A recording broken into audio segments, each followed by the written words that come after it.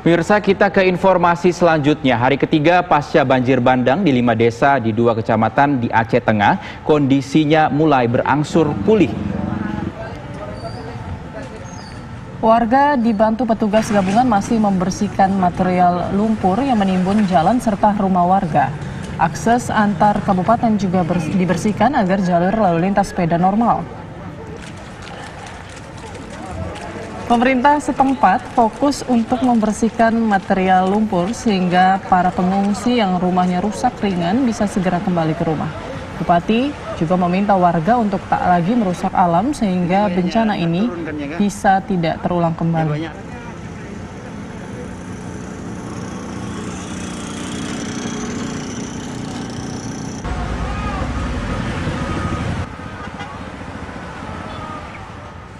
Untuk mengetahui kondisi terkini di Kabupaten Aceh Tengah pasca banjir bandang, kita bergabung dengan Nofri Afandi yang berada di lokasi.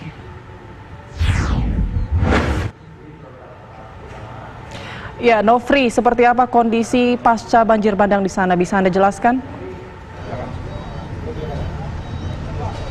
Ya baik Rizky, Putri, dan juga pemirsa, memang 3 hari memasuki pasca banjir bandang yang terjadi di Kabupaten Aceh Tengah, tepatnya di 2 kecamatan, Kecamatan Kebayakan dan juga Bebesan, yang saat ini menghujam ataupun menerjang beberapa desa yang cukup terdampak parah, dan salah satunya yaitu desa Payatumpi Baru yang terdata hampir sekitar 10 rumah hancur parah dan tidak dapat ditempati kembali. Dan saat ini di tempat saya mengabarkan saat ini yang merupakan posko milik kabupaten, ini posko utama yang berada di SD Negeri 3 Kebayakan. Di sini terdapat ada sebanyak 37 orang warga yang mengungsi, di mana para warga yang terdampak lainnya lebih memilih mengungsi ke rumah keluarga masing-masing. Dan saat ini sebagian dari para pengungsi kembali ke pemukiman ataupun ke rumah mereka masing-masing untuk membersihkan material banjir lumpur bersama personel TNI, Polri, dan juga pihak BPBD agar nantinya pemukiman dapat segera ditempati kembali oleh warga yang saat ini sedang mengungsi.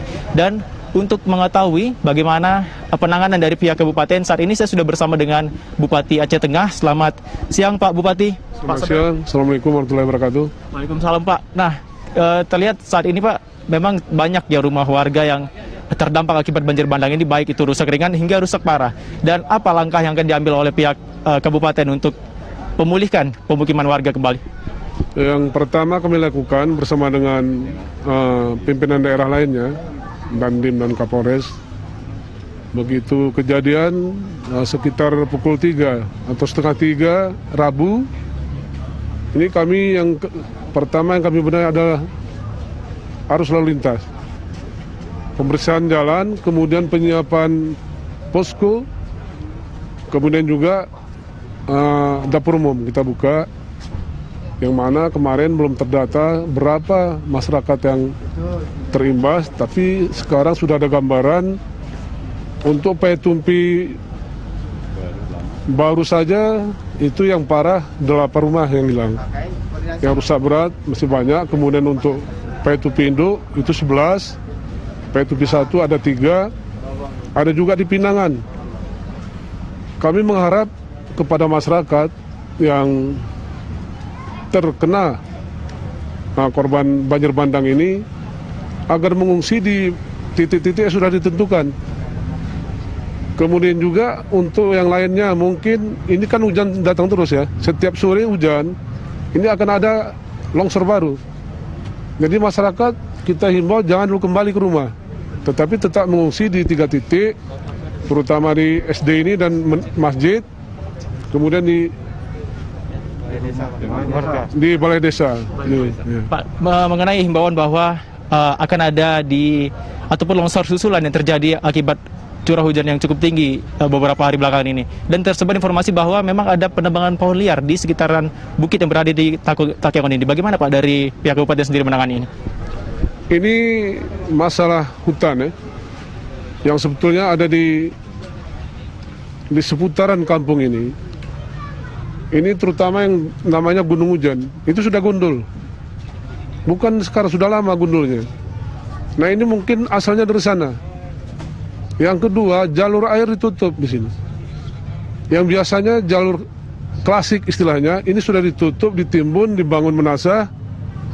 Juga ada yang saluran airnya ditutup di semen, sehingga tentunya air mencari jalan yang lain. Yang luar biasa kali ini tahun 2020 ini, ya ini yang kayu-kayu yang sudah mungkin ditebang di atas ini dihanyutkan kembali semua. Ini yang nendang beberapa rumah penduduk. Kemudian juga menghanyutkan 3 mobil dan beberapa kendaraan roda 2. Baik, sehingga Pak, penanganan dari pihak kabupaten sendiri mengenai rumah warga yang hancur parah tidak dapat ditempati kembali, kira-kira bagaimana Pak nantinya akan membantu warga untuk membangun rumahnya kembali, Pak? Sementara kita hanya mengatasi masa panik.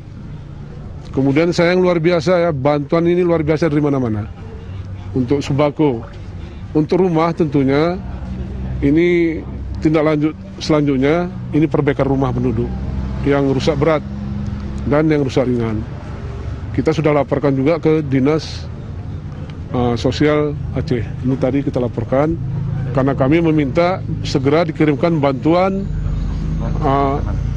non-makanan, seperti seng, triplek, dan semen. Ini sangat dibutuhkan. Baik, terima kasih Pak Bupati atas keterangannya.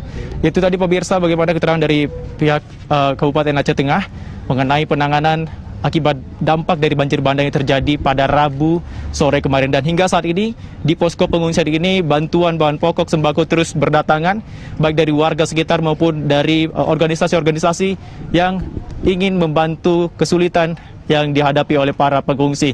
Dan hingga saat ini pihak BPBD pun terus mengantisipasi datangnya banjir susulan akibat memang beberapa hari kebelakangan ini hujan terus mengguyur wilayah Kabupaten Aceh Tengah. Saya kembalikan ke Jakarta, Rizky dan juga Putri. Baik, terima kasih Novi melaporkan langsung dari Kabupaten Aceh Tengah. Terima kasih.